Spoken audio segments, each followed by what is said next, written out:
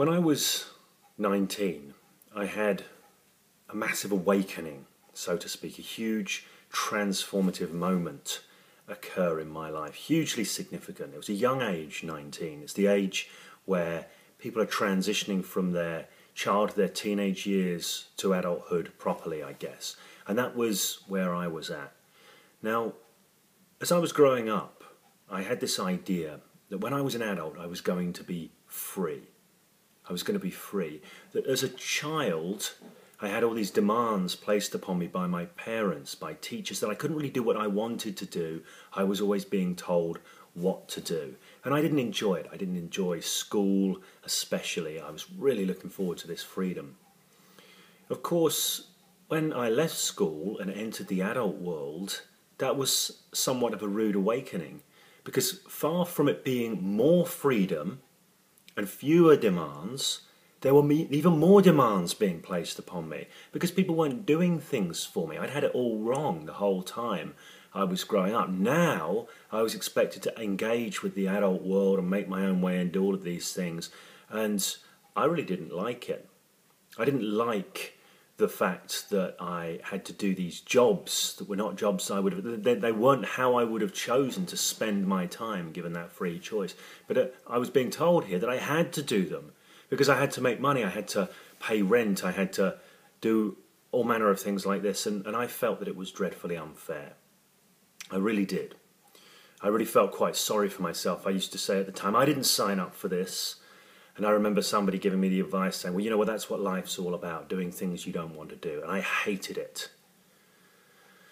Now, really, you could say that I was just being a typical teenager, complaining, moaning, throwing my teddy out the pram because I wasn't getting things my way. And maybe I was.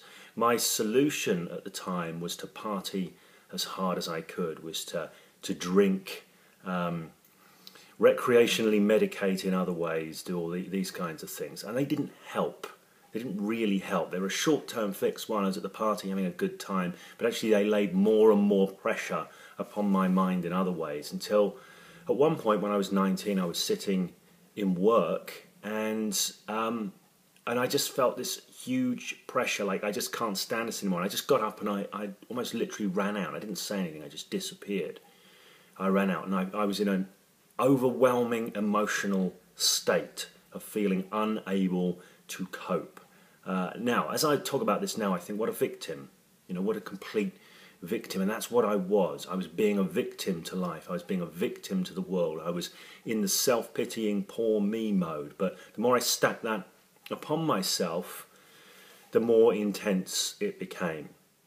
So I ran out of work and I ran to my girlfriend's house, and she was sufficiently worried about me. She took me to see the GP, who decided that they would refer me on to the local psychiatric. So I got signed on there. I got a course of antidepressants. I got a course of old school classic psychoanalysis, which was entertaining if nothing else. But most importantly, I got signed off work, and this gave me some time to think.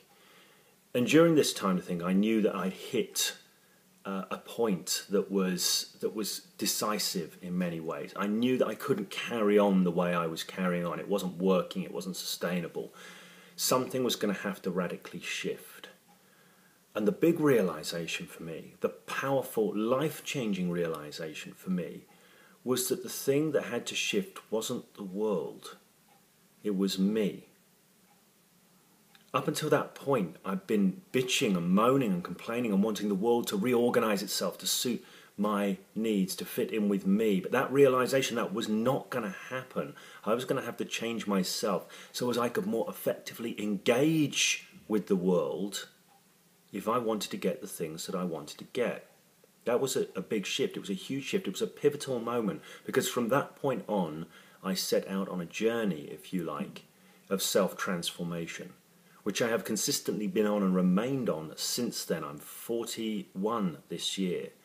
So from 19 to 41, that's nearly 22 years, 21 years at the moment.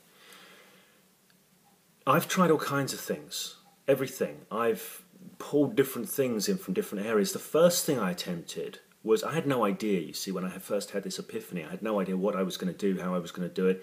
I bought books on quantum physics, popular science books on quantum physics, thinking if I better understood the underpinnings of the universe, I'd have more influence in that universe.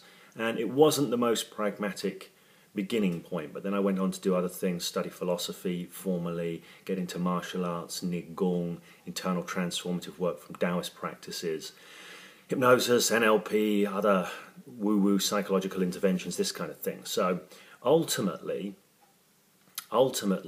this has been my journey. This has been my journey. Now, during that time, I've got very, very good at self-change. I've got good at doing it. I've built up a set of internal skills, a set of understandings, an ability to move my mind in certain ways, utilize my cognitive behavioral flow to rewrite my deeper semantics, all of these kinds of things. And I've been desperate to teach this to people. I'd love to teach people how I do this.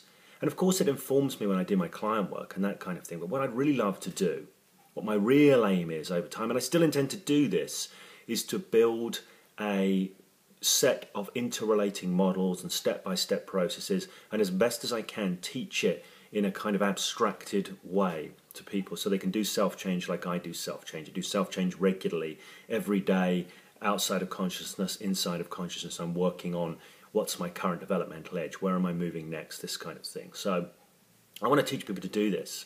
I've made 2 attempts to teach people. Both of them have been falling a long way short of where I would like them to be. And the reason is because there are some inherent difficulties in this. What I'm trying to teach is something deep, personal, known intimately and really vividly to me in a very personal way. I didn't learn it as an abstract system. So to turn it into an abstract system, I don't know what skills people have got, what skills people haven't got. It's been a very challenging thing to do. And the last attempt to do this was with the Self-Hypnosis Without Trance webinars. As you're watching this, you may have been a participant in those webinars. If you were, you'll know there was a lot of information download, a lot of ideas. Well, my co-host, facilitator on those webinars, Judy Rees, said to me after the final webinar, you know, self-change is what you do. I said, yes. And she said, well, you have lots of stories of self-change. Maybe it would be better for you to just tell the stories.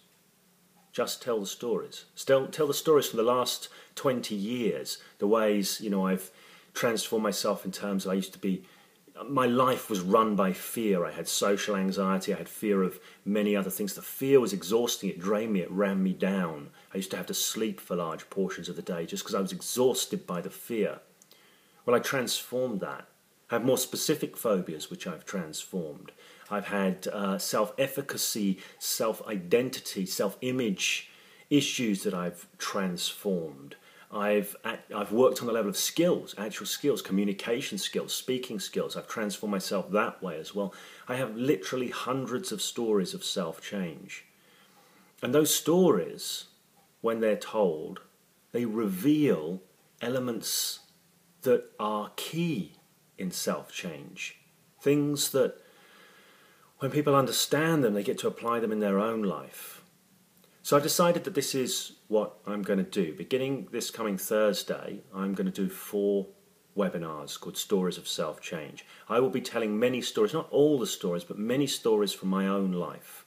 They will be personal. I will be opening up, being a lot more vulnerable than perhaps I'm necessarily comfortable being, but I'm going to do it anyway because there are some principles, there are some understandings that I would really love for people to get. Because I know that when you get them, and you're able to apply them in your own life, they will be transformative for you too. Now, stories. Of course, as you're watching this, you probably know something about communication. You have an interest in communication. You'll know that stories are a powerful way to communicate. For thousands and thousands of years, human beings have been communicating through stories, handing down cultural traditions around the fire through stories. It's one of the most powerful ways to get understandings across. So instead of doing what I've been trying to do before, abstract everything into neat systems, I'm going to tell you these stories, but I'm I want to allow, and I'm going to be encouraging the principles to come through the stories. We'll be able to unpack them on the webinars. As you're engaged with the webinars, you'll be able to ask questions. I will make sure all the questions are answered that you have, any points you want clarified, or anything at all that you want to know about self-change that I can communicate to you through story. Last thing I'll say is these stories are real. They're all totally real. This isn't some kind of NLP metaphor fest where I'm creating Ericksonian style metaphors to teach points. These are all personal stories from my own life about moments of transformation, choices of transformation, pathways of transformation that I have undertaken and partaken in. So this is starting this Thursday. The dates will be down here below, or there'll be a link at least below if you're on YouTube to the information page. If you're interested in joining me on this, I'd love to have you on board. It's going to be great. It's going to be, I would say fun, but there are moments where I'm going to be sharing things I'll probably be less than comfortable sharing, so maybe fun for you, and mostly fun for me. And if you're on the self-hypnosis without trance webinars, I'm going to do a bit of a discount for you guys because I want you to have the opportunity to experience those concepts from a different perspective, from a different channel of understanding, so to speak. Okay, looking forward to having you on the webinars. If this is something that's going to be of interest to you and is going to serve you, look forward to seeing you there.